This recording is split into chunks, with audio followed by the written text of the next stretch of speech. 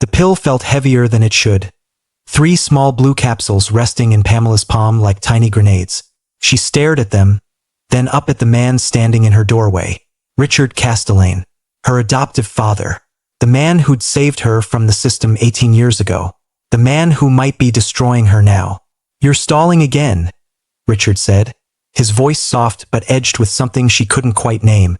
Impatience? Calculation? Dr. Brennan was very clear, sweetheart. Consistency is everything with anxiety medication. Pamela's hand trembled. 6 months ago, she would have swallowed without question. 6 months ago, she still trusted the man who'd given her everything. The Westchester mansion, the private schools, the Columbia degree. But 6 months ago, she didn't wake up with muddy footprints on her bathroom floor and no memory of how they got there. She didn't find emails she never wrote.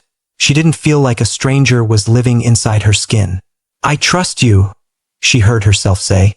The lie came easily now. She brought the capsules to her lips, tilted her head back, and let the water slide down her throat. But the pills stayed tucked against her cheek, hidden between gum and teeth, dissolving bitter and chalky against her tongue. Richard's shoulders dropped with relief. "Good girl. Get some rest. Tomorrow's a big day." The door clicked shut. Darkness swallowed the room, and Pamela waited, her heart hammering, counting down the minutes until she'd discover exactly what her father did to her while she slept. "Hold up, before we go any further, I need you to do something.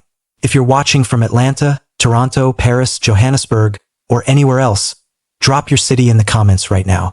Hit that subscribe button too, and here's why it matters.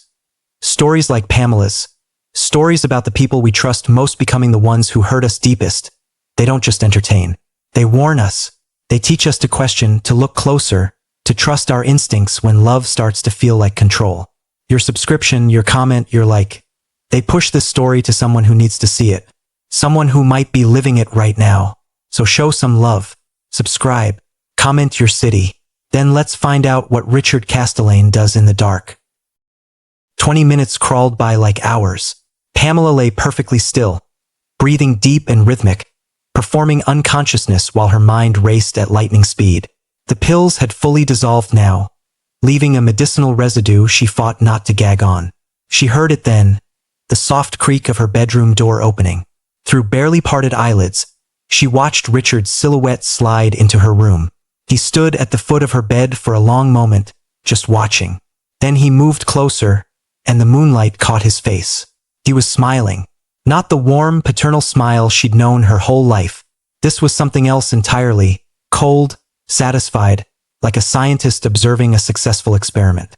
He pulled out his phone. The camera flash exploded white behind her closed lids, once, twice, 3 times. She felt him lift her arm, positioning it at an odd angle. Another flash. He tilted her head slightly. Another flash. What the hell is he doing? But he wasn't finished. Richard moved to her desk, opened her laptop, the one she always kept password protected, and began typing. The blue glow illuminated his face, transforming his features into something angular and unfamiliar. This wasn't her father. This was a stranger wearing her father's face. After several minutes, he closed the laptop, took one more photograph of her sleeping form, and left as silently as he'd entered. Pamela's lungs burned. She realized she'd been holding her breath. She waited another 5 minutes, counting seconds to keep from screaming, then sat up slowly. Her hands shook as she reached for her laptop and opened her email. The message in her sent folder was time-stamped 4 minutes ago. "Dear Mr. Davidson, I must withdraw my application immediately. Recent personal difficulties have made me unfit for professional work. My anxiety has escalated to dangerous levels, and I can no longer trust my own judgment. I apologize for wasting your time. Sincerely, Pamela Castellane." The room tilted. Davidson and Associates.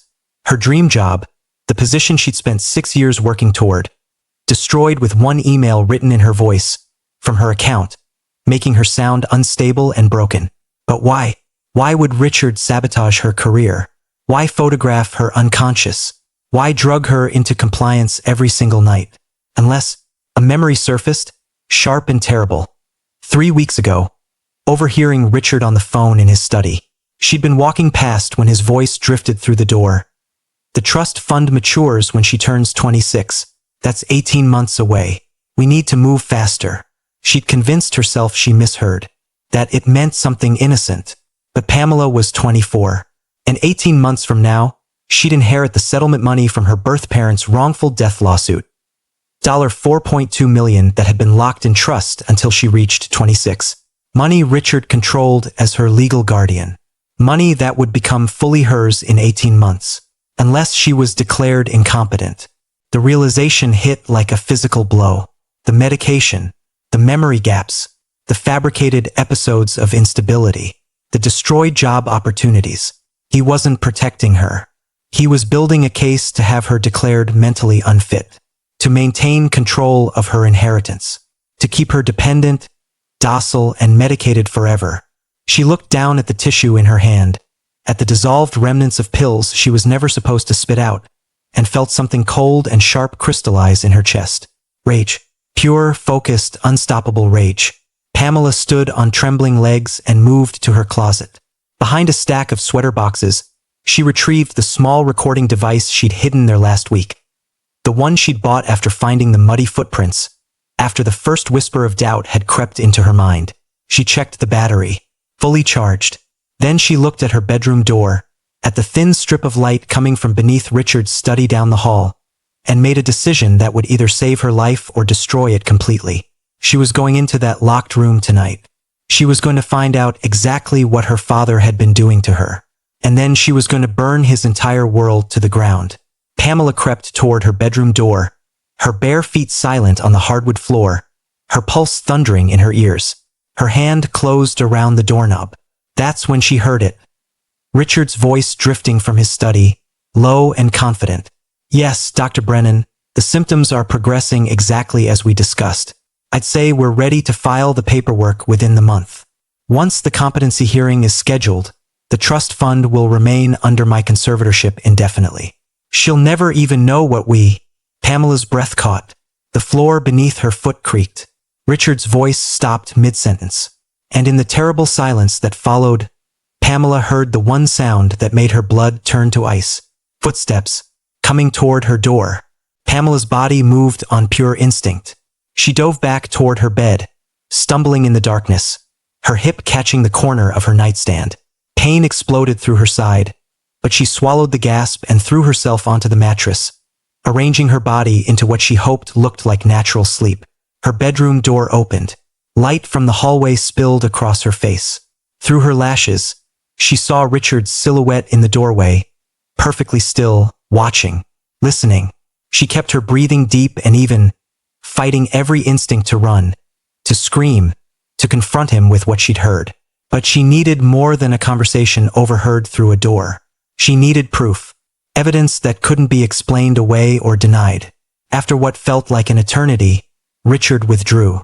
The door clicked shut, but she heard something else, the soft mechanical sound of a lock engaging. He'd locked her in. Pamela sat up slowly, her heart jackhammering against her ribs. She moved to the door and tried the handle. It turned, but the door wouldn't open. She pressed her ear against the wood and heard Richard's voice again. Further away now, back in his study. False alarm. She's still out. The dosage is perfect, 12 hours minimum. Yes, I'll send you the latest documentation tomorrow. The photographs should be enough to show the progression.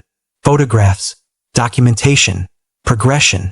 He was chronicling her supposed mental decline like a medical case study, building an archive of evidence to present to a judge. And she'd been unconscious for all of it. Her body posed like a mannequin, her life stolen in increments while she slept. Pamela's hands curled into fists. The lock on her door wasn't sophisticated. Just a simple exterior bolt Richard must have installed recently. She could probably force it, but the noise would alert him. And if he discovered she was awake, aware, resisting, she didn't want to think about what he might do. Instead, she moved to her window. Her bedroom was on the second floor, overlooking the back gardens. A trellis covered in climbing roses ran up the side of the house, installed years ago when she'd begged for a Rapunzel tower. She'd never actually climbed it. Richard had always worried she'd hurt herself. Now she wondered if that concern had been genuine or if he'd simply been ensuring she never had an escape route. Pamela opened the window as quietly as possible. The cool October air rushed in, carrying the scent of dying leaves and roses. She looked down at the trellis, at the 15-foot drop to the garden below, and made her choice. She climbed out. The trellis groaned under her weight but held. Thorns tore at her pajamas, scratched lines of fire across her arms and legs. She didn't care. She moved downward with desperate speed, her bare feet finding purchase on the wooden slats, until finally she dropped the last few feet onto the soft grass below. She was free, temporarily. But where could she go? Who would believe her? Richard Castellane was a pillar of the community, a wealthy philanthropist, a devoted father, a man who'd opened his home and heart to a child no one else wanted. She was just his adopted daughter with a documented history of anxiety and mental instability. History he'd fabricated, she reminded herself. But how could she prove that? Pamela circled around to the front of the house, staying low beneath the windows, and peered through the hedge at Richard's study. The lights were still on. Through the window, she could see him at his desk, surrounded by manila folders and loose papers. Her documentation, her life reduced to evidence for a competency hearing. She needed to see what was in those files. She needed photographs, recordings, something concrete that would prove what he was doing. But the study door was locked from the inside, and the windows were certainly secured. Unless, 3 years ago, Richard had renovated the study, adding custom bookshelves and a new ventilation system. Pamela had watched the contractors work, had seen them install the air return vent in the exterior wall. A vent that led directly into the study. A vent just barely large enough for a slender woman to squeeze through. She found it on the side of the house, hidden behind an ornamental hedge. The metal grate was secured with 4 screws, old and slightly rusted. She pulled out her phone and used the edge of her case as a makeshift screwdriver, working each screw loose with agonizing slowness.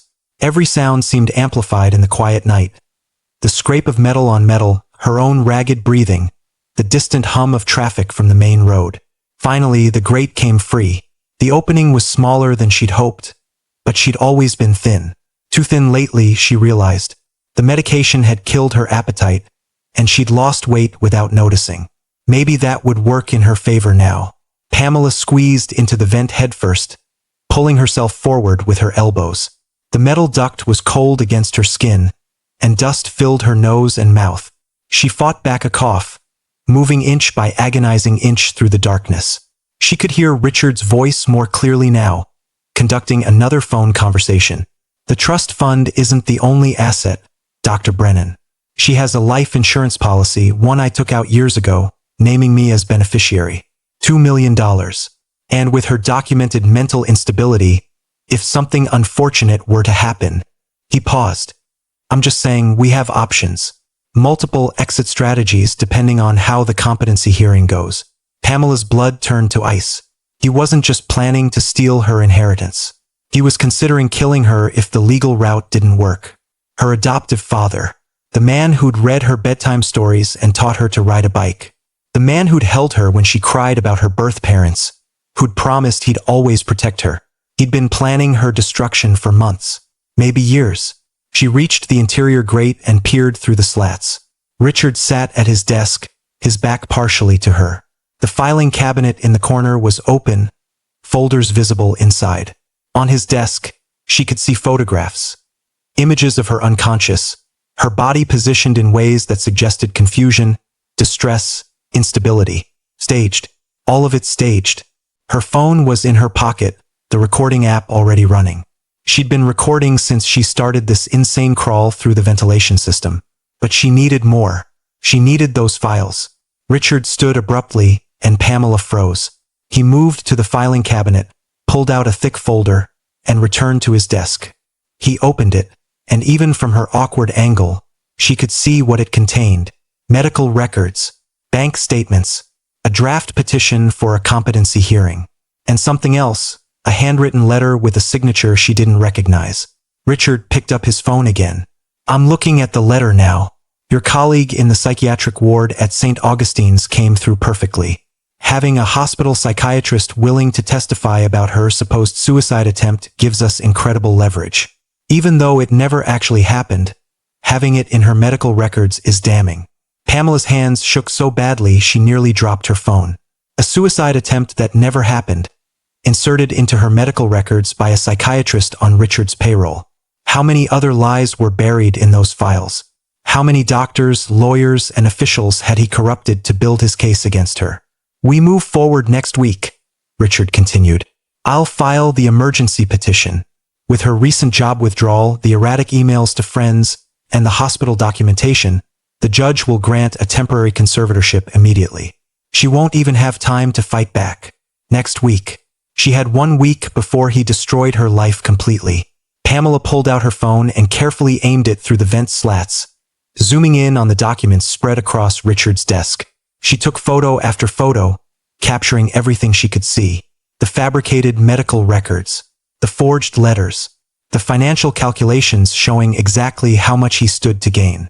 Richard ended his call and stood, stretching. He moved toward the door, and for one terrible moment, Pamela thought he was heading upstairs to check on her again. If he found her room empty, if he discovered the open window, but he turned toward the small bathroom attached to his study instead. The moment the bathroom door closed, Pamela made her decision. She kicked hard against the interior grate. It popped free with a metallic screech that sounded like thunder in the quiet room. She squeezed through the opening and tumbled onto Richard's study floor, pain shooting through her shoulder where she landed wrong. No time. She had maybe 60 seconds. Pamela lunged for the filing cabinet and grabbed every folder she could carry. She stuffed them inside her pajama top, against her stomach, creating a bulky mass beneath the fabric. Then she ran for the study window, unlocked it with trembling fingers, and pushed it open. Behind her, she heard the bathroom door open. Pamela? Richard's voice was confused at first, then sharp with understanding. Pamela! She threw herself through the window, hit the ground outside in a roll that drove thorns and gravel into her skin, and ran. Behind her, she heard Richard shouting, heard him struggling with the window she'd left open. She ran through the gardens, through the hedge, onto the street. Her bare feet slapped against the cold pavement as she sprinted toward the main road. The stolen files pressed against her body, her phone clutched in her hand, still recording everything. A car's headlights swept over her, and she waved frantically. The vehicle slowed. A taxi, dropping someone off at a neighboring house. The passenger got out, and Pamela threw herself toward the open door. Please, she gasped. Please, I need to go. Now, please. The driver, an elderly man with kind eyes, took in her torn pajamas, her bleeding feet, her desperate expression. Are you in trouble, miss? Yes, please. I'll pay anything. Just drive. Behind her, Richard burst from the front door of the house, his face twisted with rage she'd never seen before. He started running toward the taxi. Drive! Pamela screamed. Drive! The taxi lurched forward just as Richard reached for the door handle. His fingers scraped against the window as they accelerated away, his shouts fading into the distance. Pamela pressed herself against the back seat, the folders digging into her stomach, her entire body shaking with adrenaline and terror. The driver watched her in the rearview mirror, concern evident on his weathered face. Where to, miss? Where could she go? Not to her apartment, Richard had a key. Not to any friends, he knew them all. Not to the police. Not yet. Not without examining the evidence she'd stolen. Not without a strategy. A hotel, she finally said. Somewhere cheap. Somewhere no one would look for me. The driver nodded and turned toward the highway, taking her away from the only home she'd known for 18 years. Away from the man who'd saved her only to try to destroy her. Away from the life that had been a carefully constructed lie. Pamela pulled out the folders and began reading, her hands still trembling. The first page made her stomach drop. Petition for emergency conservatorship. Case of Pamela Castellane. Petitioner, Richard Castellane, legal guardian. Grounds. Severe mental deterioration posing immediate danger to self and others. She flipped through the pages, each one more damning than the last. Medical records from doctors she'd never seen. Psychiatric evaluations from therapists she'd never met. Bank statements showing erratic spending she'd never done. Emails and text messages she'd never sent, all cataloged and annotated to paint a picture of a woman spiraling out of control. It was masterful, thorough, convincing. If she hadn't known the truth, even she would have believed it. The taxi pulled into a motel parking lot, a rundown place called the Starlight Inn, with flickering neon and cracked pavement. Perfect. Anonymous. $63, the driver said softly. Pamela realized she had no money, no wallet, nothing but her phone and the stolen files and her torn pajamas. I can't. Her voice broke. The driver studied her for a long moment, then shook his head. No charge, miss. Whatever you're running from, I hope you get away clean. You need me to wait? Make sure you get inside safe. Tears burned Pamela's eyes. No, thank you. Thank you so much. She stumbled out of the taxi and into the motel office. The clerk, a woman in her 60s with steel gray hair and sharp eyes, took in Pamela's appearance without comment. I need a room, but I don't have my wallet. I can transfer money from my phone.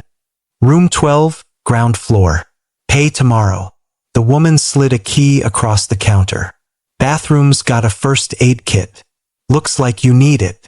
Pamela wanted to ask why the stranger was helping her, but she was too exhausted, too overwhelmed.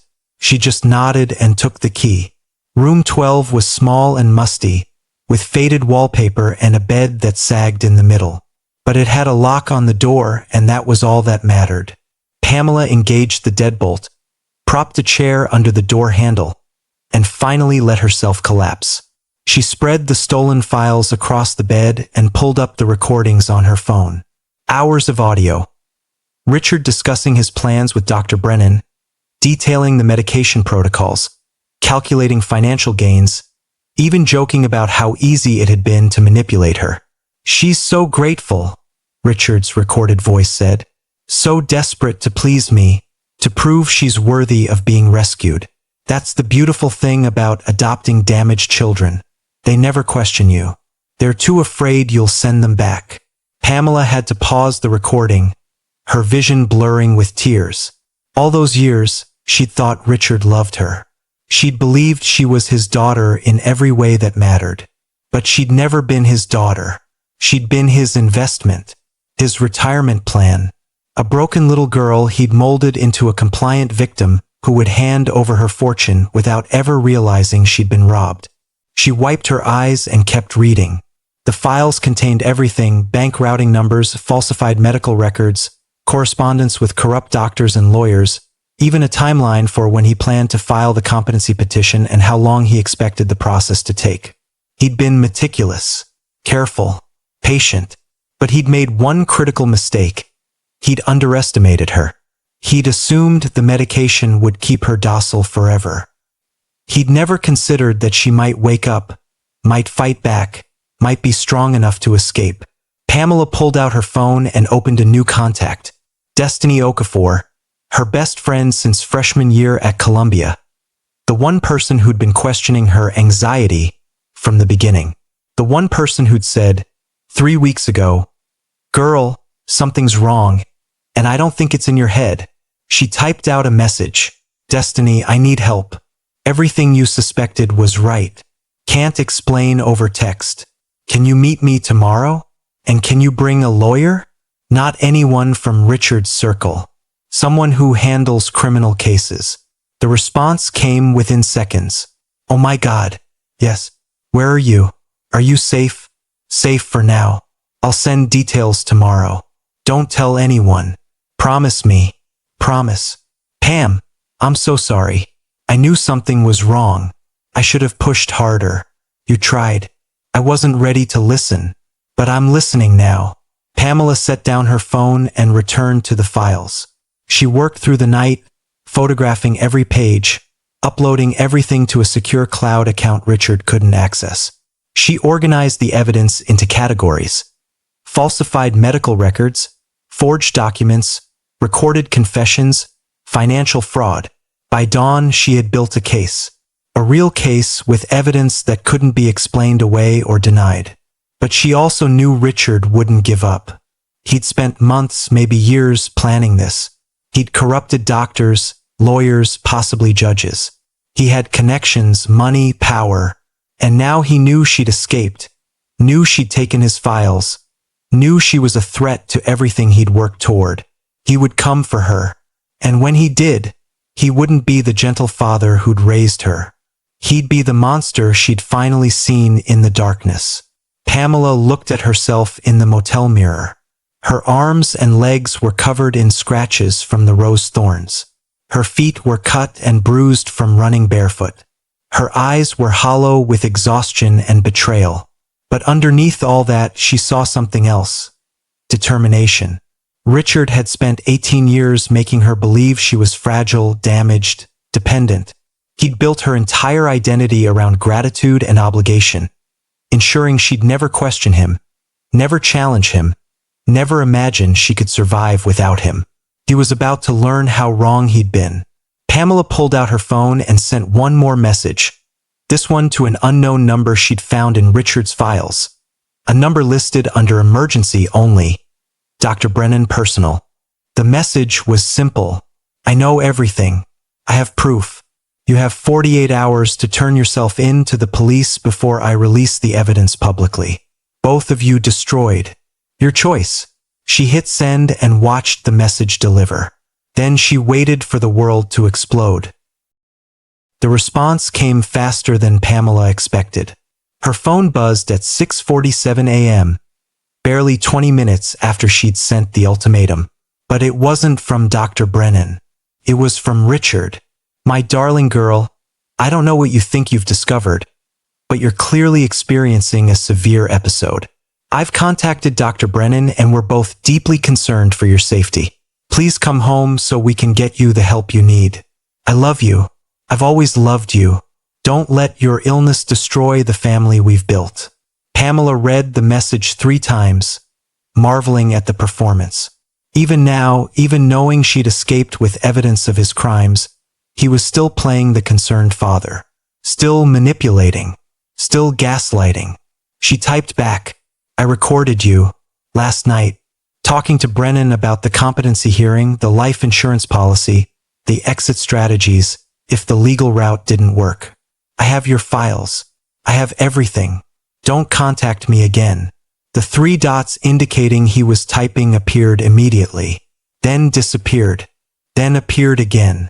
This time, when the message came through, the mask had finally slipped. You ungrateful little bitch. Do you have any idea what I sacrificed for you? I pulled you out of that hellhole group home. I gave you everything. And this is how you repay me? By stealing my property and making insane accusations? You're not well, Pamela. And when I find you, and I will find you, we're going to have a very serious conversation about consequences. There it was. The real Richard Castellane, stripped of his philanthropist costume. Angry, entitled, dangerous. Pamela's hands shook as she screenshotted the message and added it to her evidence folder. Then she blocked his number and powered off her phone. If he was tracking her location through it, she'd just given him several hours to fixate on the wrong area while she moved. A knock at the door made her jump. Housekeeping? A voice called, but it was too early for housekeeping. And that voice, male, not the female clerk from last night. Pamela pressed herself against the wall beside the door, her heart hammering. Come back later, please. Silence. Then footsteps retreating. But something felt wrong. She moved to the window and carefully pulled back the curtain just enough to see outside. A black Mercedes sat in the parking lot, engine running. The same model Richard drove. He'd found her. Already. Impossible. She'd been careful. Unless the taxi driver had been kind, helpful. Too helpful? Had Richard somehow traced the cab company? Paid the driver for information? Or maybe she was being paranoid. Maybe the Mercedes belonged to someone else. Maybe the motel room door shuttered as someone kicked it from outside. The cheap lock held, but barely. The chair wedged under the handle groaned. Pamela! Richard's voice no longer gentle. Open this door right now. We're going to talk about this like adults. Another kick. The door frame splintered. Pamela grabbed the files and her phone and ran to the bathroom. Small window, barely big enough. She climbed onto the toilet, pushed the window open, and squeezed through just as the room door finally gave way behind her. She dropped into the alley behind the motel, landing hard on concrete. Pain shot through her ankle, but she forced herself up and ran, limping, toward the street beyond. Stop her! She glanced back and saw Richard in the window, his face purple with rage. But he was too large to fit through the narrow opening. He'd have to go around. That gave her maybe 30 seconds. Pamela burst onto the street. A commercial area, stores just opening for the day. A coffee shop, a laundromat, a pharmacy. People, witnesses, safety. She stumbled into the coffee shop, nearly colliding with a young barista behind the counter. Please, Pamela gasped. Please, there's a man chasing me. He's dangerous. I need to call the police. The barista, a woman around Pamela's age with purple hair and concerned eyes, didn't hesitate. She pulled out her phone. I'm calling right now. Are you hurt? I need. Pamela's words died as she saw Richard through the window, scanning the street, looking for her. She ducked behind the counter, pulling the barista down with her. Don't let him see me. Please. He's my adoptive father and he's been drugging me, trying to steal my inheritance. I have proof. But if he finds me before I can get to the police, say no more. The barista punched 911 into her phone. Hi. I need police at Stellar Coffee on Harrison Street. There's a woman here being pursued by someone she says has been assaulting her. She needs immediate protection. Through the window, Pamela watched Richard enter the pharmacy across the street, hunting for her. She had minutes at best. They're sending a unit, the barista said. 5 minutes away. 5 minutes. An eternity. But then Pamela saw something else. A police cruiser turning onto Harrison Street, responding to an unrelated call, pulled to the curb 2 shops down. There! Pamela stood and ran out of the coffee shop before the barista could stop her. She sprinted toward the police car, waving frantically. Officer! Officer, please! The cop, a middle-aged black woman with sharp eyes, stepped out of her vehicle. Ma'am, you need to calm. My name is Pamela Castellane. That man? She pointed at Richard, who'd emerged from the pharmacy and frozen when he saw the police. Has been illegally drugging me and fabricating evidence to have me declared mentally incompetent so he can steal my trust fund. I have recordings, documents, everything. Please, I need protective custody. The officer's expression shifted from annoyance to attention. She studied Pamela's torn clothing, her injuries, her desperate expression. Then she looked at Richard, who'd plastered on his most charming smile and started walking toward them. Officer, thank God you're here, Richard called out. This is my daughter. She's been off her psychiatric medication and… Sir, stay where you are. The officer held up a hand. Ma'am, do you feel safe with this man? No. He's been poisoning me for 6 months, staging photographs, forging medical records. I have evidence. I have recordings. Please, you have to believe me. The officer looked between them, clearly trying to assess the situation. Richard took another step forward. Officer, I understand this looks bad, but my daughter suffers from paranoid delusions. I have documentation from her psychiatrist, Dr. Brennan. If you'll just let me. I said stay where you are, sir. The officer's hand moved to her radio. I'm going to need backup to Harrison Street. Possible domestic situation.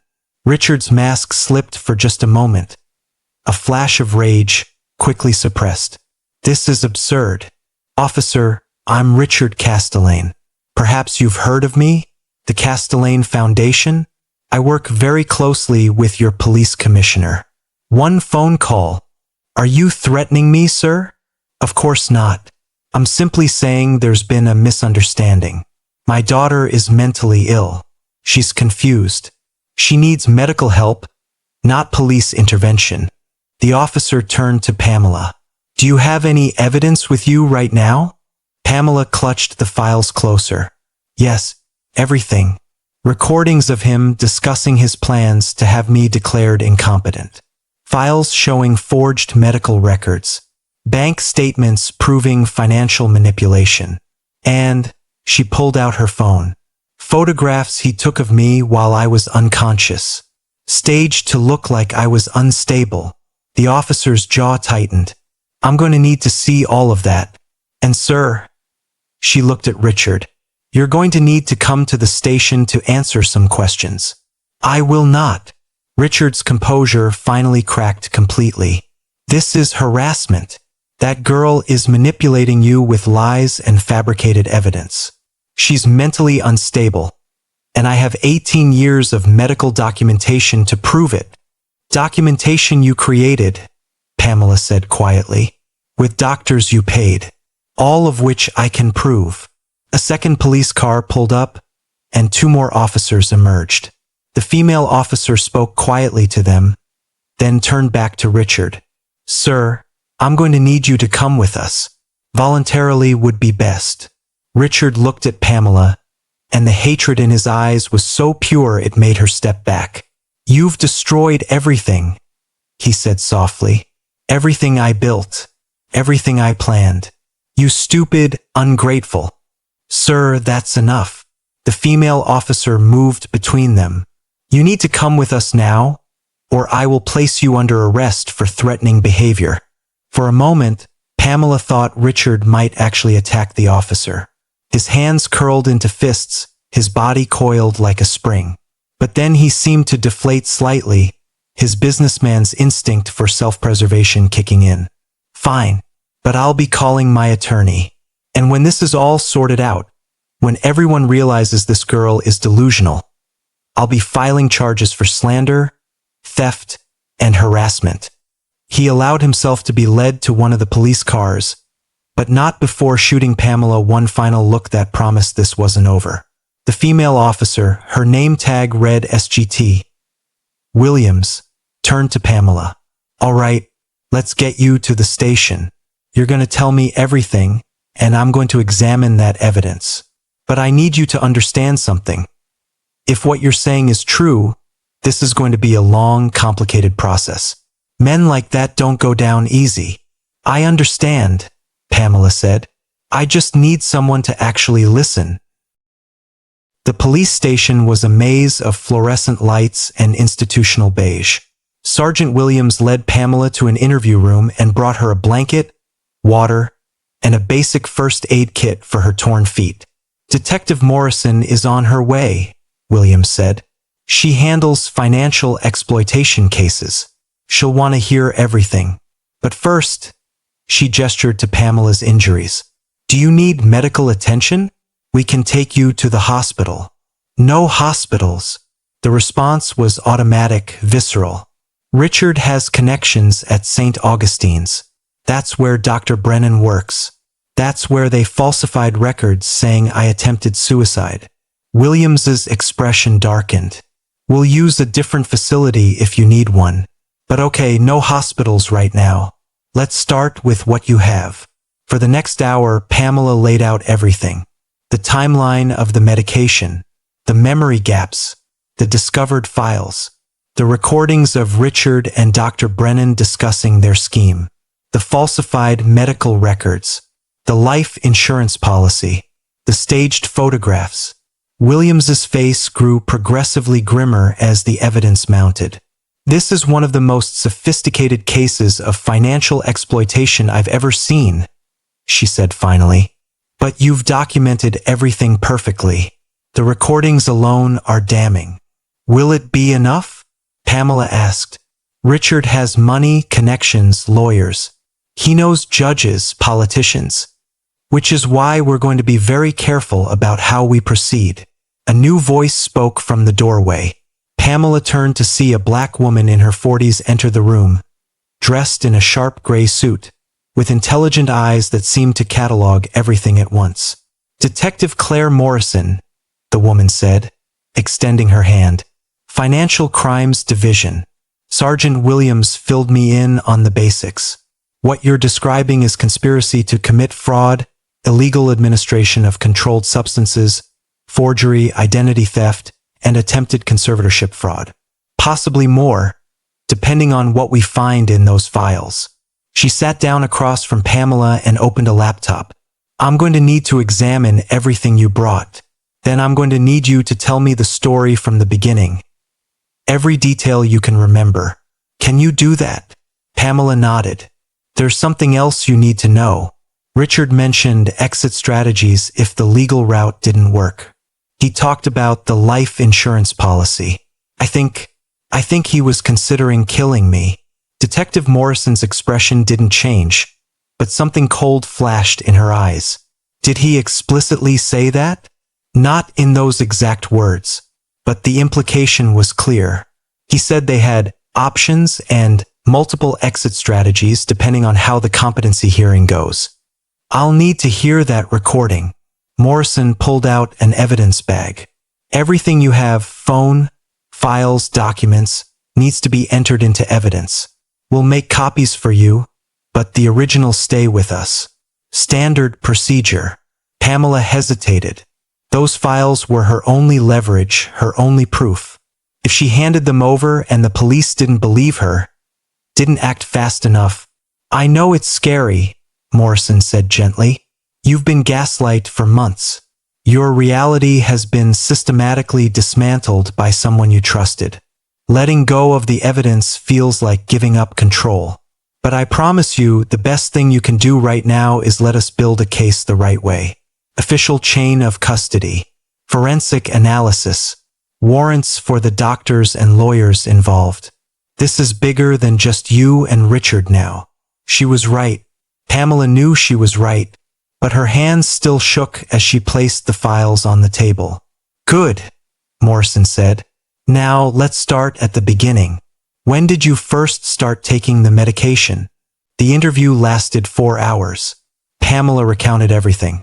Her adoption at age 7, the seemingly perfect childhood, the start of the medication 6 months ago, the gradual escalation of symptoms and memory gaps, the night she pretended to swallow the pills, the recordings she'd captured, her escape through the ventilation system. Detective Morrison recorded everything, asked clarifying questions, made notes. When Pamela finished, Morrison sat back in her chair. This is going to make headlines, she said bluntly. Richard Castellane is high profile. When this breaks, it's going to be a media circus. You need to be prepared for that. I just want him stopped, Pamela said. Him and Dr. Brennan, and whoever else was involved. We're going to need to verify the recording's authenticity, get warrants for Richard's home and office, subpoena his financial records and communications. We'll need to interview the doctors mentioned in these files, the lawyers, anyone who helped fabricate evidence. Morrison paused. This is going to take weeks, possibly months. In the meantime, Richard will be out on bail. What? Pamela's heart stopped. You're letting him out? We don't have enough yet to hold him. We have your testimony and preliminary evidence, but until we verify everything, execute warrants, and build a formal case, we can't arrest him. The best we can do right now is a temporary restraining order. A piece of paper won't stop him. You heard what he said. He spent months planning this. He's not going to just give up because there's an investigation. Morrison's expression was sympathetic but firm. I understand your fear, but this is how the system works. We have to do this right or everything falls apart in court. However, she pulled out a business card. This is a women's shelter. They specialize in protecting people in high-risk situations. They can provide you with a safe place to stay while we investigate. No one will know you're there. Not Richard. Not anyone. Pamela took the card with numb fingers. A shelter. She'd escaped foster care 18 years ago, built a life, earned a master's degree. And now she was right back where she started. Dependent on the kindness of strangers, hiding from the person who was supposed to protect her. There's one more thing, Morrison said. We need to get you examined by an independent doctor. Someone who can assess whether you've been drugged. Test for the substances Richard was giving you. That evidence will be crucial. Okay, Pamela was so tired. Tired of being afraid. Tired of explaining. Tired of fighting. When? Today. Now, actually, I have a forensic specialist standing by. She's done hundreds of these cases. You'll be in good hands. Dr. Sarah Chun was a small woman with kind eyes and efficient movements. She conducted the examination in a private medical office affiliated with the police department, taking blood samples, documenting Pamela's injuries, asking gentle questions about symptoms and side effects. The toxicology results will take a few days, Dr. Chun said as she labeled the last vial of blood.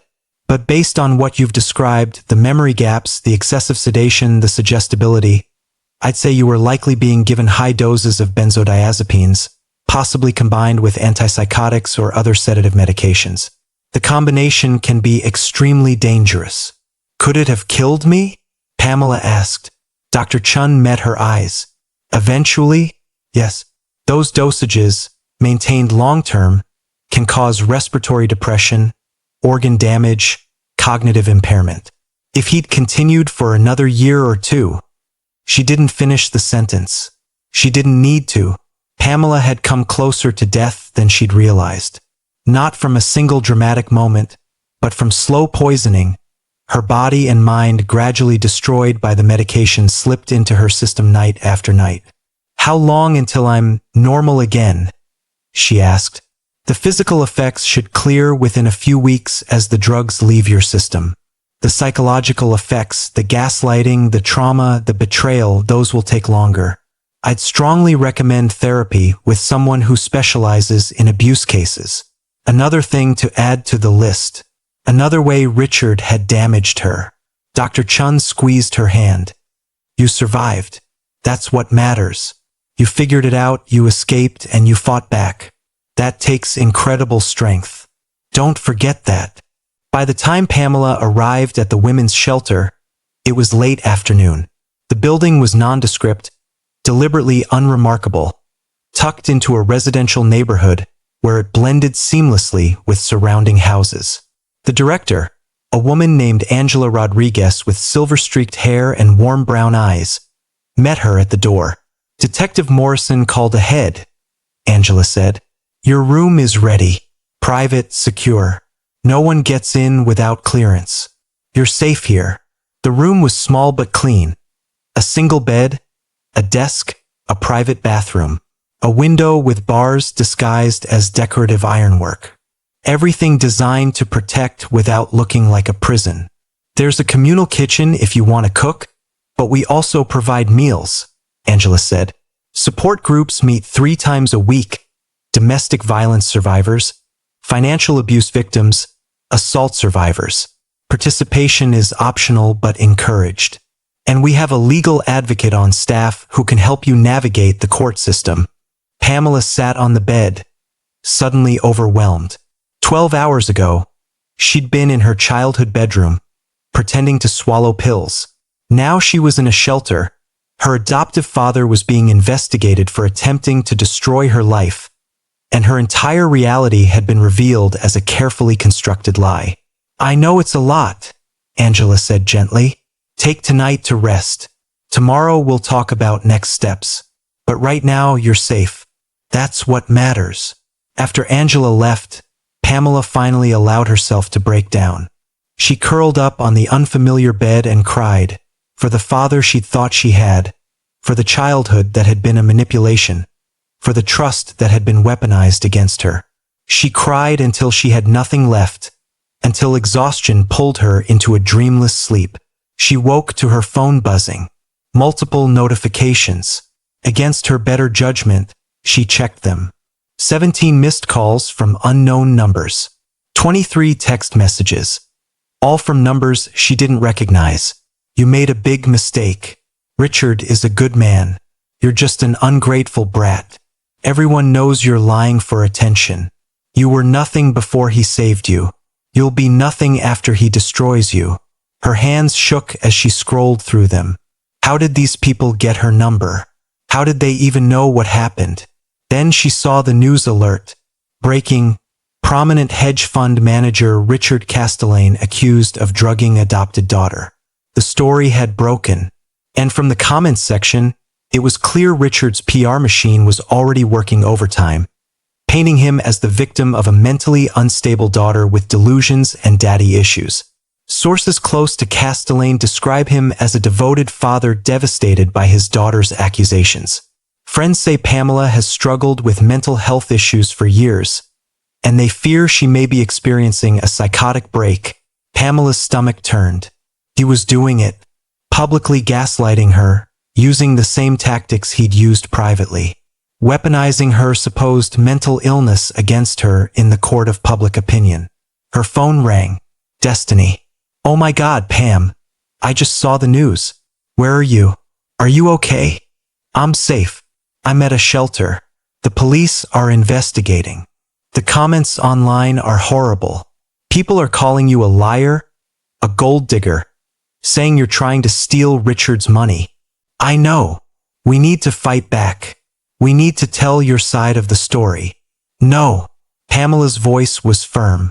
That's what he wants. A public battle where he can use his resources and connections to destroy my credibility. The evidence will speak for itself when this goes to trial. If it goes to trial, Destiny said quietly, Pam, Richard has serious power. What if he makes this go away? What if he pays off the right people? Then I'll release everything publicly. The recordings, the files, everything. If the justice system fails, I'll make sure the whole world knows what he did. That's my girl. Destiny's voice strengthened. Okay, I'm here. Whatever you need. Also, I contacted that lawyer, criminal defense, completely outside Richard's circle. Her name is Victoria Hayes. She wants to meet with you. Set it up. After ending the call, Pamela opened her laptop, a new one the shelter provided, and created a private blog. She uploaded nothing yet, but she set up the framework, the account, the hosting. A dead man's switch. If something happened to her, if she disappeared or died suspiciously, the evidence would automatically publish. Richard wanted to silence her, but she'd made it impossible. 3 days passed in a strange limbo. Pamela met with Victoria Hayes, a sharp-tongued defense attorney who listened to everything and immediately began building a legal strategy. The toxicology results came back positive for excessive levels of benzodiazepines and trace amounts of antipsychotic medication, exactly as suspected. Detective Morrison executed search warrants on Richard's home and office, seizing computers, files, and evidence. They arrested Dr. Brennan at his psychiatric practice, charging him with conspiracy to commit fraud and medical malpractice. But Richard himself remained free on bail, fighting the charges through a team of expensive lawyers. And then, on the 4th day, Pamela received a message that made her blood run cold. It came from an unknown number, containing a single photograph. The image showed Destiny walking to her car in a parking garage. The photo was taken from behind, showing the back of her head, her distinctive locks, her red coat. Below the image, a message: you should be more careful about who you involve in your delusions. Accidents happen to people who interfere in family matters. Pamela's hands went numb.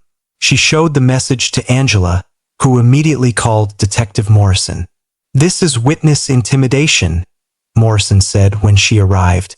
"A direct threat. This changes things. Can you arrest him now?" Pamela demanded. "We can request bail be revoked based on this threat. But Pamela, you need to understand, men like Richard don't make overt threats themselves. This message can't be directly traced to him. He'll have used a burner phone or had someone else send it. We can't prove he's responsible. Who else would it be? I believe you, but belief isn't evidence."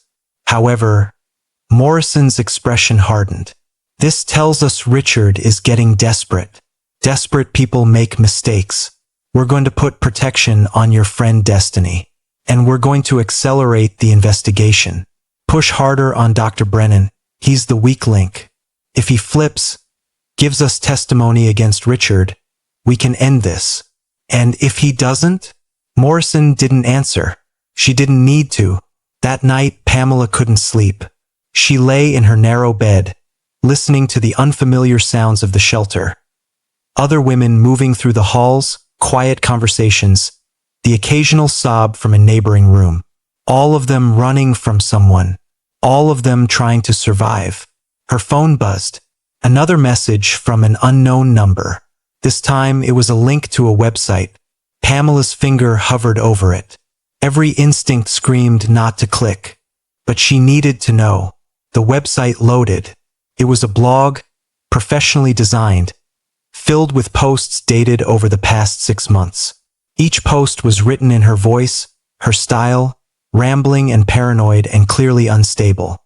September 15th. Richard is watching me again. I can feel his eyes even when I can't see him. He's poisoning my food. I know he is. I tested it with a kit I bought online. October 3rd. The voices told me the only way to be safe is to disappear, to change my identity, to become someone new. November 12th. I don't recognize myself anymore. When I look in the mirror, I see a stranger. Maybe I've always been a stranger. Maybe Pamela Castellane never really existed. Post after post, a complete fabrication of a mental breakdown that never happened. Each entry carefully crafted to sound authentic, to paint a picture of deteriorating mental health. Each one time-stamped and archived, creating a false digital footprint. At the bottom of the page, a note. This blog was created by Pamela Castellane as a private journal to document her thoughts during a severe mental health crisis. It is being made public as part of ongoing court proceedings regarding her false accusations against her father, Richard Castellane. Pamela felt bile rise in her throat. He'd created an entire fake online history, evidence that would support his narrative of a delusional daughter, evidence that could be entered into court. She called Detective Morrison immediately. He's fabricating more evidence, Pamela said, her voice shaking. A blog, posts I never wrote, dated over months. He's building a counter-narrative. Forward me the link. We'll have our forensic IT team examine it. If he created it recently and backdated the posts, we can prove that through metadata analysis. And if he was smart enough to cover his tracks, then it becomes competing narratives, Morrison admitted. Your evidence against his evidence. That's why we need Dr. Brennan to talk. He's the key to all of this. The break came 48 hours later. Detective Morrison called with news that made Pamela's heart race. Dr. Brennan is cooperating. He's agreed to testify against Richard in exchange for reduced charges. He's giving us everything. Recorded conversations, financial transactions, details about other victims. Pamela, there are at least 6 other women Richard has done this to over the past 20 years. 6 others. Pamela felt sick. What happened to them? 3 were successfully declared incompetent. Richard gained conservatorship and drained their assets before they died in care facilities. 2 disappeared before conservatorship could be finalized. We're reopening those cases as possible homicides. 1 survived and escaped, but Richard paid her to sign an NDA and disappear. We're trying to locate her now. He's a serial predator, Pamela whispered. Yes, and you're the first one who successfully fought back with evidence, which makes you incredibly dangerous to him. We're recommending you stay in protective custody until trial. How long will that take? Months, possibly a year.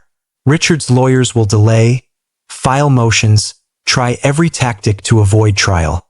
But Brennan's testimony changes everything. We have enough now to arrest Richard on additional charges. The bail will be revoked. He'll be held pending trial. Finally, he'd be locked up, unable to threaten her, to hurt anyone else. But Pamela's relief was short-lived. That evening, as she sat in the shelter's common room with other residents, watching the news, a breaking story flashed across the screen. Breaking: Richard Castellane released on $5 million bail despite prosecution objections. A judge, one of Richard's golfing buddies, Pamela recognized the name, had granted bail over the prosecution's strenuous objections, citing Richard's ties to the community and lack of flight risk. The news anchor continued. Castellane's attorney released a statement saying his client is innocent of all charges and looks forward to his day in court. He also announced they will be filing a defamation lawsuit against his adopted daughter for $10 million. Pamela's phone rang. Detective Morrison. "I know you saw the news," Morrison said. "I'm so sorry. The judge shouldn't have granted bail. But Richard owns him," Pamela finished. "Just like he owns half the people in this city. We're not giving up. The case is solid. Brennan's testimony, the forensic evidence, the recordings, Richard will go to prison. But until trial, you need to be extremely careful. He knows he's cornered. Cornered animals are the most dangerous." After the call, Pamela sat in her room, processing everything. Richard was free. The trial could be months away, and he was now suing her for defamation, trying to bankrupt her even if the criminal charges somehow didn't stick. She'd escaped one cage only to find herself in another. A shelter room, living in fear, waiting for a justice system that seemed designed to protect men like Richard. No. Pamela stood up, a new clarity settling over her. She'd spent 18 years as Richard's victim, letting him control her reality. She'd spent the last week running and hiding. She was done being reactive. It was time to go on offense. She pulled out her laptop and opened the private blog she'd set up as insurance. Then she began to write, "My name is Pamela Castellane, and this is the truth about the man the media calls a devoted father." She wrote for hours, detailing everything. The medication, the manipulation, the fabricated evidence, the other victims. She included links to the recordings, photos of the forged documents, screenshots of Richard's threatening messages. She laid out the entire conspiracy in clear, precise detail. Then she added Dr. Brennan's confession, provided by Detective Morrison with permission to make it public. And at the end, she wrote, "Richard Castellane is betting on silence. He's betting that the system will protect him, that his money and connections will make this all go away. He's betting that I'll be too afraid, too broken, too discredited to fight back. He's wrong. I am not the fragile, damaged girl he tried to create. I am not the unstable woman his fake blog portrays. I am someone who survived, who documented everything, who refused to disappear. And I will not be silent." She set the blog to publish in 24 hours. Time enough to warn Detective Morrison, to prepare for the fallout. But not enough time for Richard's lawyers to get an injunction to stop it.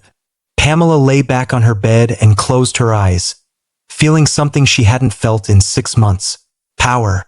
The next morning, Pamela met with Victoria Hayes to discuss the legal implications of publishing the blog. "It's risky," Victoria said bluntly. "Richard can use it to claim you're trying to poison the jury pool, trying the case in the media instead of court. His lawyers will have a field day." "Let them," Pamela said. "The public deserves to know. The other women he victimized deserve to have their stories told. And Richard deserves to have his reputation destroyed the same way he tried to destroy mine." Victoria studied her for a long moment. "You've changed. When I met you 3 days ago, you were terrified, uncertain. Now," she smiled slightly, "now you look like someone ready for war." "I am ready," Pamela said. "He spent 18 years making me doubt myself, making me weak, grateful, dependent. He thought he'd created a perfect victim. But what he actually did was teach me to be a survivor. And survivors don't stay silent." "All right," Victoria said. "If you're going to do this, we do it right. We coordinate with Detective Morrison, make sure it doesn't compromise the criminal case. We prepare for the media onslaught. And we get ahead of Richard's defamation lawsuit by filing our own countersuit for assault, battery, fraud, intentional infliction of emotional distress, and every other tort we can think of. Let's do it." 24 hours later, Pamela's blog went live. Within hours, it had been shared thousands of times. News outlets picked up the story, this time with Pamela's full account, supported by evidence. The narrative shifted dramatically. Adopted daughter provides shocking evidence against prominent father. 6 more women come forward with similar accusations against Castellane. Psychiatrist Dr. Edmund Brennan agrees to testify against former associate. Public opinion turned on a dime. Richard's social media accounts were flooded with outrage. Protesters gathered outside his office building. The Castellane Foundation, his charitable organization, suspended his involvement pending investigation. And in a luxury high-rise apartment in Manhattan, Richard Castellane watched his carefully constructed life collapse in real time. He made a phone call. "It needs to be clean," he said to whoever answered. "An accident. Nothing that can be traced back. Can you handle that?" A pause. "Then, it'll cost you." "I don't care about the cost. I want it done before she testifies. Before the trial. Make her disappear, and make sure it looks natural." "Understood." Richard ended the call and poured himself a scotch, his hands perfectly steady. Pamela had made a critical error. She'd gone public, made herself a target, painted a massive bullseye on her back. She thought she was safe in that shelter. She thought the police could protect her. She was about to learn how wrong she was. To be continued. The first part of Pamela's story ends here, but her fight is far from over. Richard has made his move. A desperate, deadly plan to silence her permanently before she can testify. In part 2, Pamela will discover just how far Richard is willing to go to protect his secrets. She'll uncover more victims, more conspiracies, and a network of corruption that reaches higher than she ever imagined. And she'll have to decide, does she trust the system to protect her, or does she take justice into her own hands? If the story gripped you, if it made your heart race, if you want to know what happens next, hit that like button and subscribe to the channel right now. Drop a comment telling me, should Pamela trust the police to protect her, or should she disappear and fight Richard on her own terms? Your engagement determines when part 2 drops. The more comments, likes, and subscriptions we get, the faster I'll release the next chapter of Pamela's fight for survival. Share this video with someone who needs to hear this story, because stories like Pamela's aren't just entertainment. They're warnings. They're lessons about trust, manipulation, and the strength it takes to fight back when the person who should protect you becomes your worst nightmare. Part 2 is coming, and when it does, everything changes. Until then, stay vigilant, trust your instincts, and remember, you are never too broken to fight back.